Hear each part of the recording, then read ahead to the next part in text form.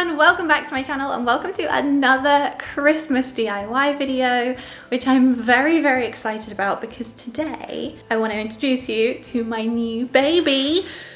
Ooh!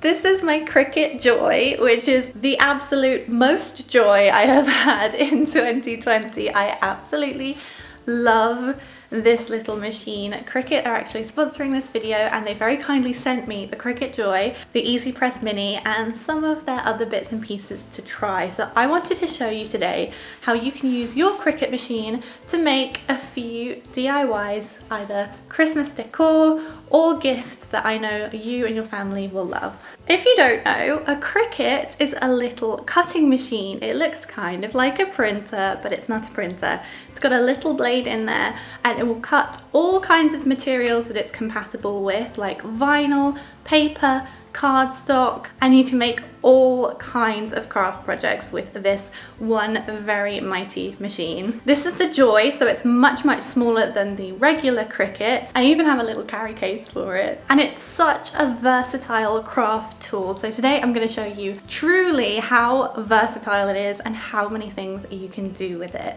So let's jump in and start cutting.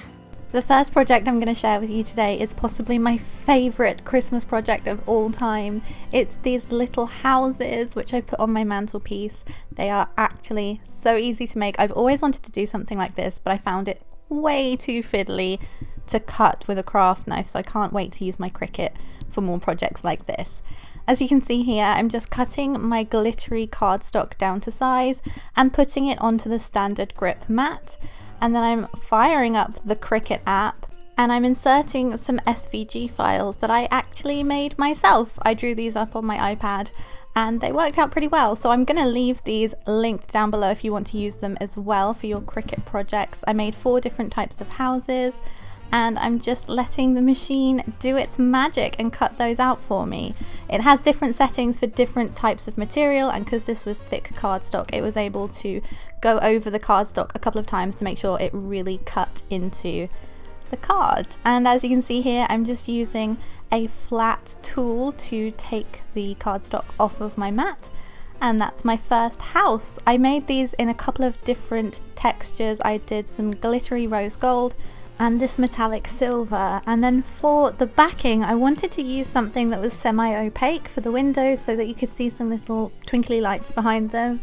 And I ended up finding this sticky vellum in the local craft store, and this was perfect because I didn't even need to use a glue stick to stick it down, but you could use tracing paper or greaseproof paper for this. And I just stuck a few of them down and then cut them all out. And then they were ready to start folding. All I did was fold in the tabs on the sides.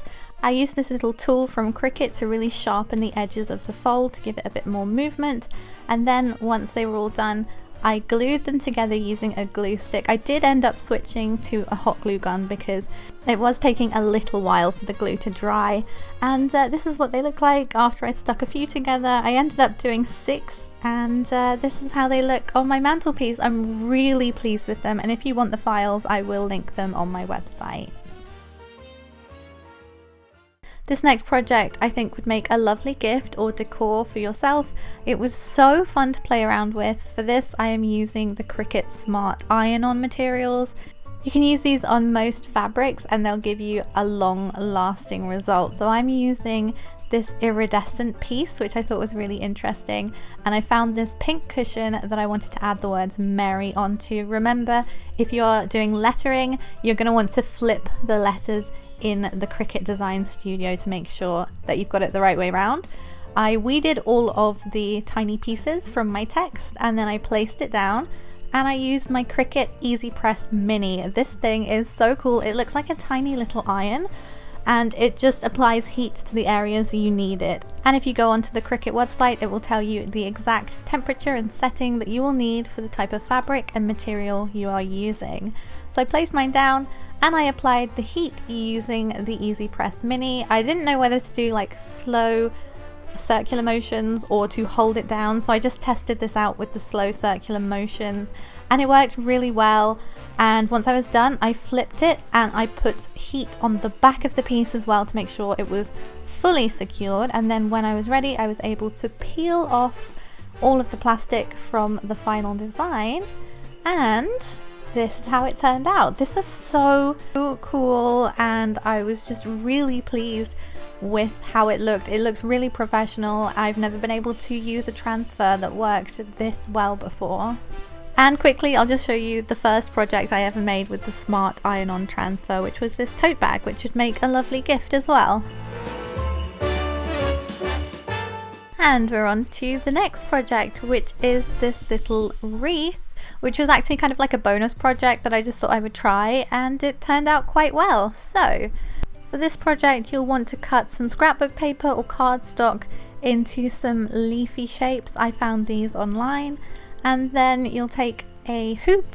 I think a metal hoop would be ideal because you could see my wooden hoop from underneath the leaves, but I don't know. This was the only one I had at the time, and it was kind of an extra project. I didn't think I was going to use it, but I would recommend a nice metal hoop for this. And as you can see, all I'm doing is gluing all of my leaves onto the hoop with some hot glue. It really is that easy. And as you can see, while I was doing this project, one thing I was trying to bear in mind was that I wanted to give it the look that the leaves were intertwining between each other, so I did cross some of them over and fold them on top or underneath each other. This would be amazing on a larger scale, or even with a different shape like stars, snowflakes, or something Christmassy. The possibilities are endless. This next project actually blew my mind. These ceramic coasters have been inked using the Cricut Infusible ink, and it's amazing how it works. So I started with these ceramic blanks from Cricut, and these are just plain circular coasters, and then we're using the Infusible ink.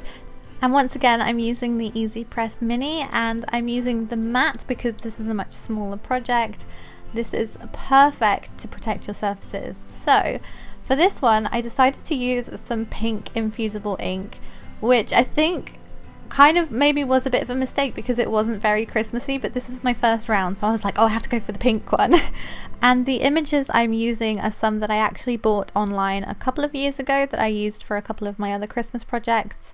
And as you can see on the Cricut app, there are loads of free designs that you can use. There are some beautiful stars that I think would look lovely on coasters or a pillow.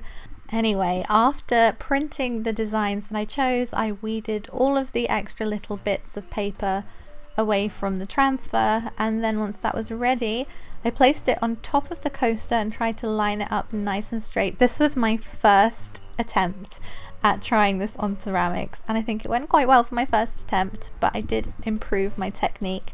This one obviously says Joy to the World, and once it was stuck down, I applied heat to the back using my Easy Press Mini and some of the butcher paper that came with the Infusible ink, and I just based the amount of time that I did this on the time that was suggested on the Cricut website.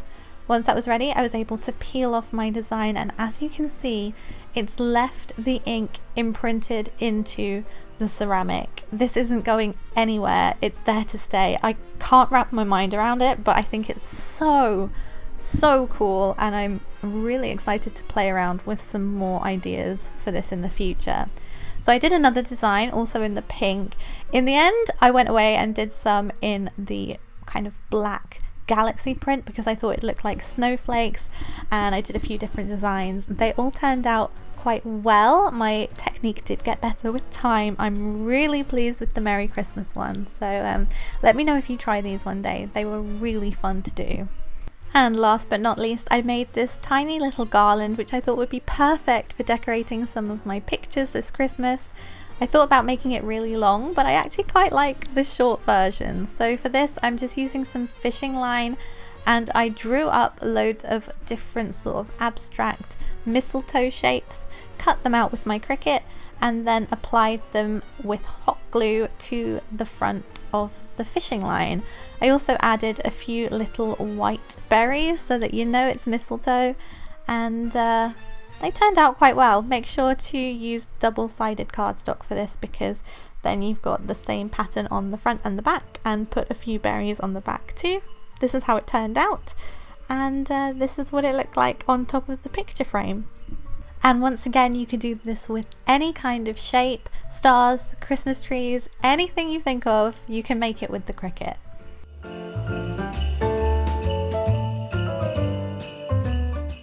So that's everything for today's video. Thank you so much for watching. I hope you enjoyed being introduced to my new little baby.